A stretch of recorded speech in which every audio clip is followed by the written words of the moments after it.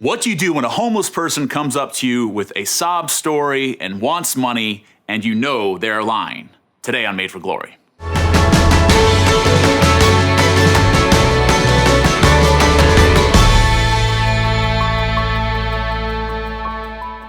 It's probably happened to you at some point where you've been in a rush, you're going to your car, you're going to the grocery store, you got your kids with you, and someone comes up and shares with you a heartbreaking story about what's happened to them. Bad luck, they've gotten out of prison, they're on their way to the hospital, something, flat tire, surgeries come up, and basically they're asking you for money. And many of you have responded in different ways. I know I've responded in different ways to that. How should I respond as a Catholic and as a Christian to this person? Particularly, maybe even pushing it a little bit further, if I know for a fact that person is not telling me the whole truth. Maybe that they're lying. Maybe this is a story that they've made up. Or maybe I've seen them before and they're giving me a different story this time. So how should we respond as followers of Jesus?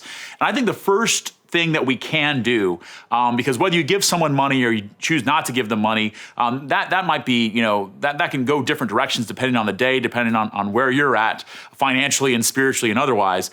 But what we must do as followers of Jesus is we must learn to see other people as people, to see them as an actual human person, and to actually talk to them. I know someone gave me this advice once, and it really changed the way I interacted with people who asked me for money.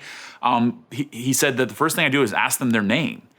And there's something about that because, in a sense, there's this sort of mutual use that a lot of times happens in our society, these transactions that happen. And it can happen from them as they're just using you in a certain sense to get money, and you using them to either feel better about yourself or just to get them out of your way by giving them money or by ignoring them, rolling up the window when you see them coming.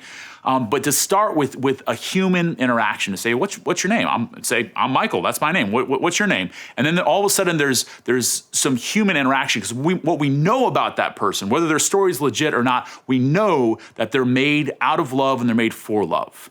And that for most people, probably every single person, this is not a life that they freely chose, that there's some sort of brokenness or some sort of abuse or some sort of addiction that's usually involved in that. And so what can you do? You can't solve all that person's problems, but you can seek to humanize at least this one interaction during the day. Also, as a Christian, as a Catholic, again, whether you choose to give them money or not, to say, hey, can I pray for you? Or can I pray with you right now?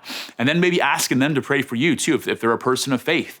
So being able to have that interaction is so important. But I think, too, it's also key for us to recognize that you and I, whether we give money to people who beg from us right in that moment or not, that we must be generous. Jesus tells us very, very clearly, if you don't reach out to and care for the least among us, the poor among us, then you go to hell, basically. That's the reality that Jesus shares in Matthew's gospel. So that you must be intentionally generous. So rather than just saying which person has the best story that's going to pull on my heartstrings, that guy had a dog, so I want to give him money, whatever it might be, are you being generous with the local food bank or food shelter or Catholic charities in your area? Are you making sure you're tithing every single month? Are you being generous with your funds in an intentional way so it's not just a subjective emotional response to a need that's put before you, whether you choose to reject it or choose to engage with it? So those two things, making sure that you humanize that interaction and making sure that you are intentionally generous, that you know where your money is going. The money that you make, you're making sure that 10% of it goes to those who are most in need. That you are being generous with your monthly tithe, as it's classically known. So this week, maybe even praying for opportunities to be generous with your time, to listen to people's stories, maybe even to be generous with your money, to take somebody to lunch or out to coffee or something like that. But praying for those opportunities, God is going to listen to that prayer, because that's what we need. As a great cardinal once said, that rich people need the poor, poor people need the rich so that they can be fed. Rich people need the poor so that we can get out of hell, so that we can be saved, so we can love Jesus in the distressing disguise of the poor, as Mother Teresa would call them. So this week, hopefully you can pray for that opportunity to be generous, much more so just than with your money, with your time, and with your very lives.